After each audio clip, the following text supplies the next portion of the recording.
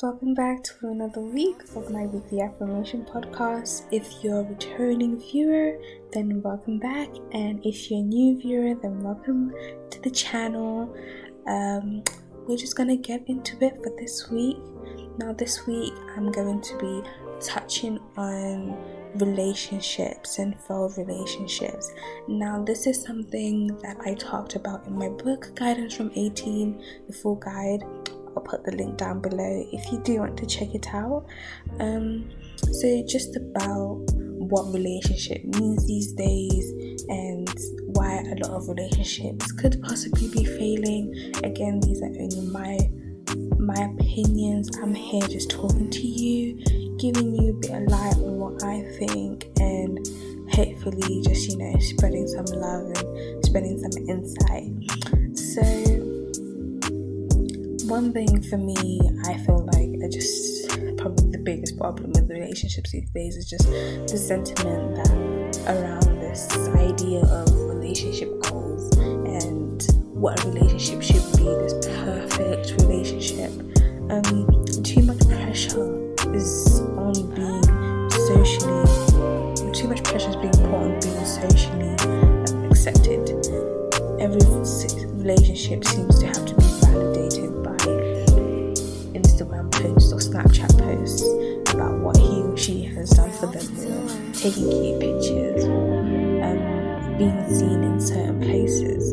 And from that, it just kind of takes away from the whole sentiment of what a relationship is supposed to be. And for me as well, I think it also just it kind of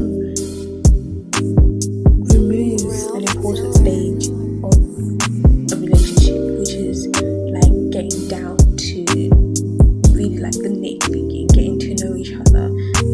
It kind of just blurs that kind of stage, because I feel like people really do try to rush into this stage of social acceptance in their relationship. So all of that is skipped. Everyone's rushing and straight away you're one thing and we're already posting pictures of each other on Instagram and posting pictures of each other on Snapchat and whatever. And nothing is wrong. That's one thing. Don't want to get it twisted here. Nothing is wrong with displaying your relationship. Why not? Couples out there looking beautiful, show it out there. But I think it's different when you're putting it out there just because, to when you're doing it for a sense of validation. And also with that comes this problem of when you put it out there too soon, you're not very certain. You haven't really built the foundations of your relationship very well. Your foundation is very wonky. It's not stable at all. So the chances of something wrong happening in that relationship, or that relationship ending, sad to say, is very, very, very likely.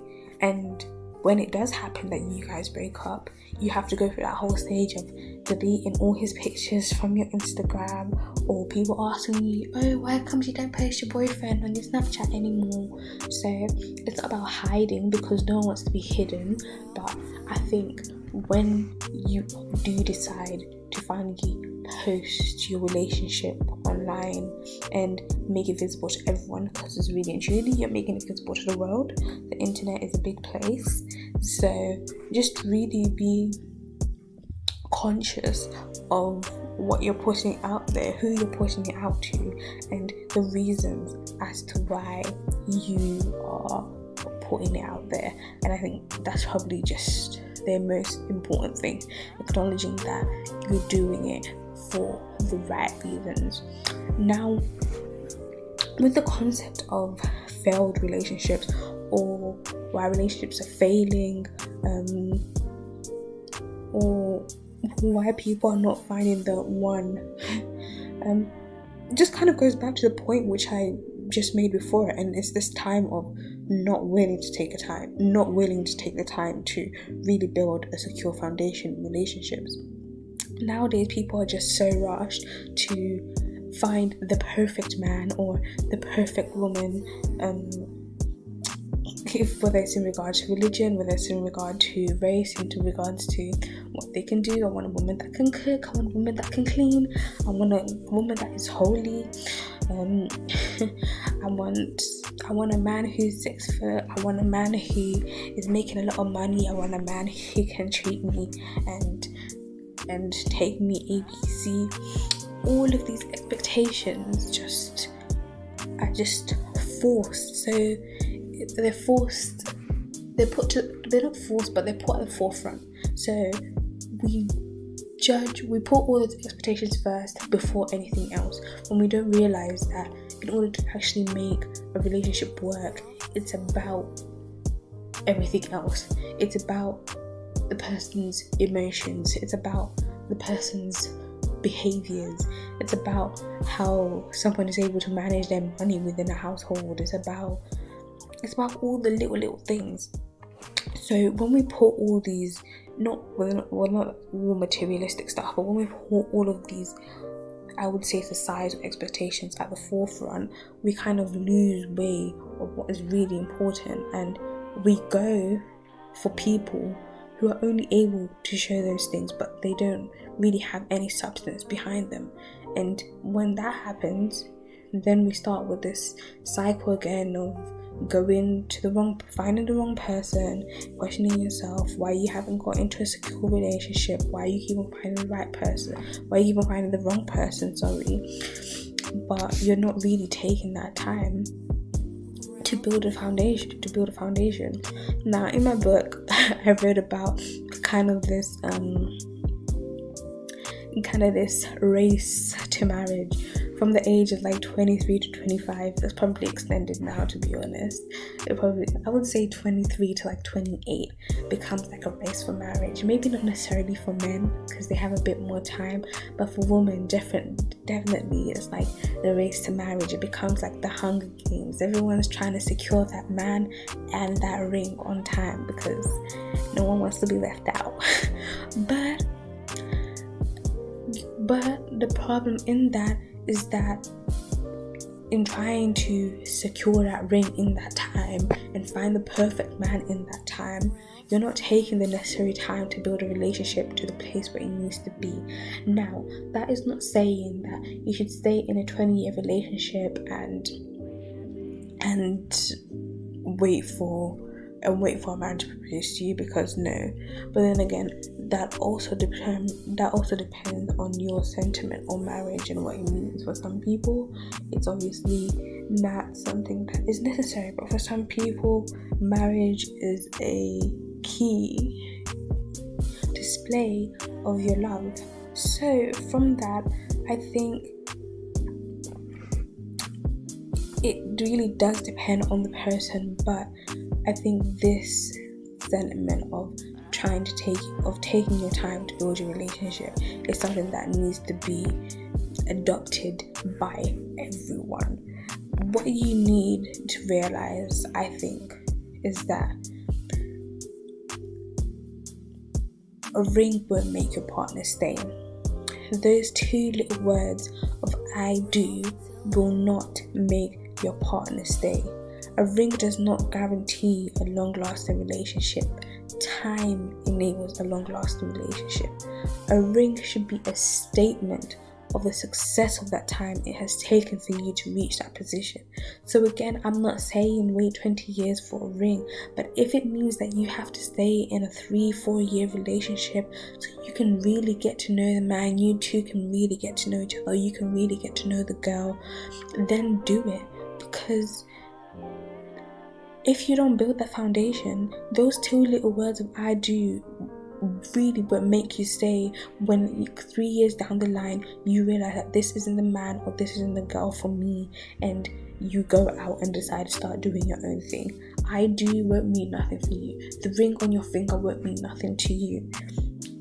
Yes, obviously marriage holds a religious sentiment for some as well, but when People don't realize the strength of emotions.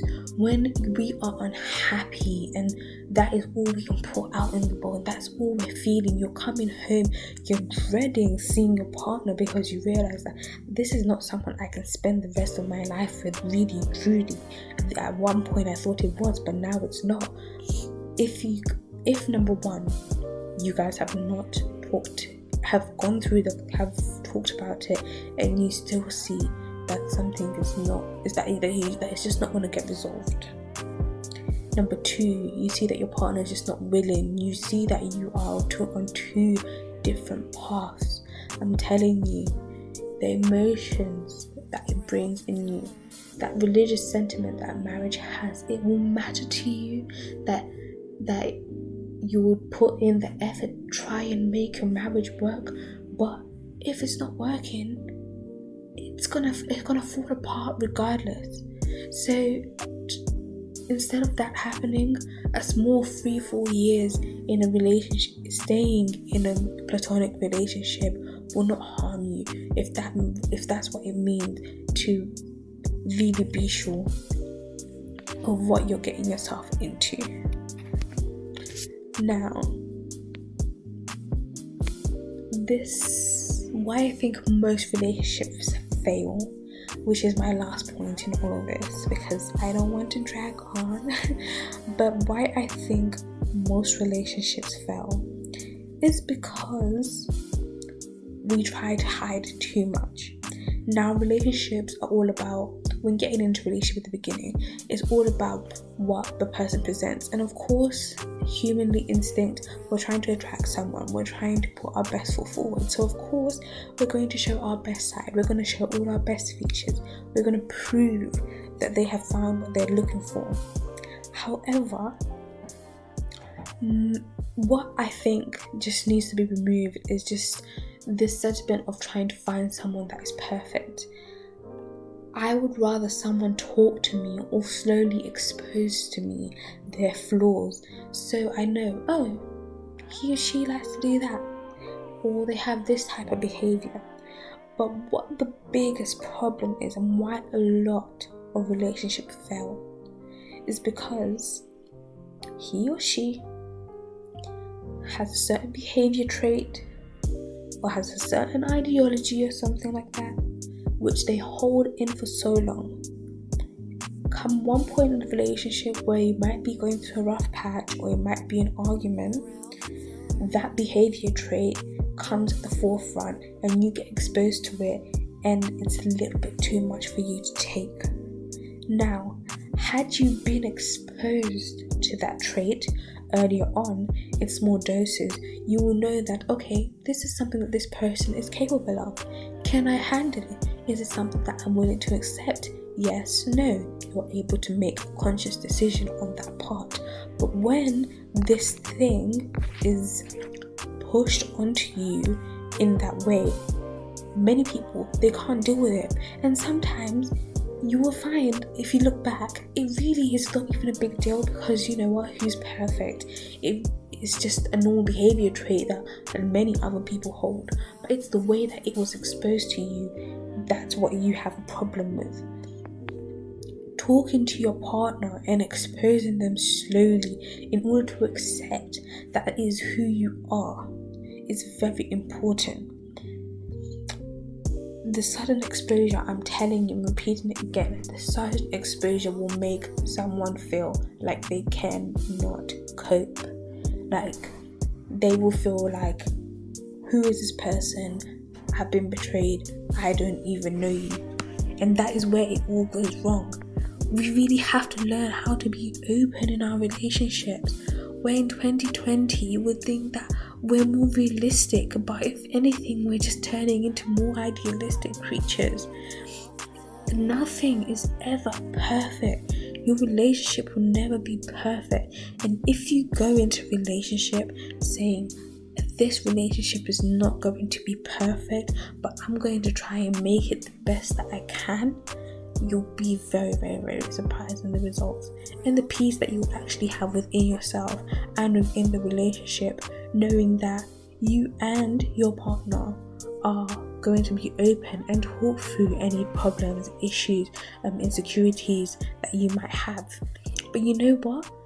It may be a very, very uncomfortable situation, because who the hell likes exposing themselves like that? But you know what? You would have a certain peace, because you will know, first you will know each other's buttons, you will know each other's limits, and you will also know that what the other person is capable of. And you will know whether you truly want to stay in that relationship, whether you're willing to accept it. But hiding things just makes things seem much more worse when it comes out than it even is. So enough of the deep stuff. That is the end of this week's affirmation. Thank you so much for listening and tuning in.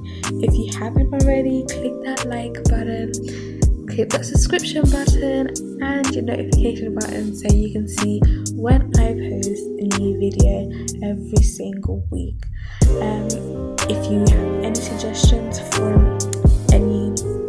what I'd like to talk about next week or the week after that, feel free to leave a comment down below. Also feel free to check out my book, Guidance from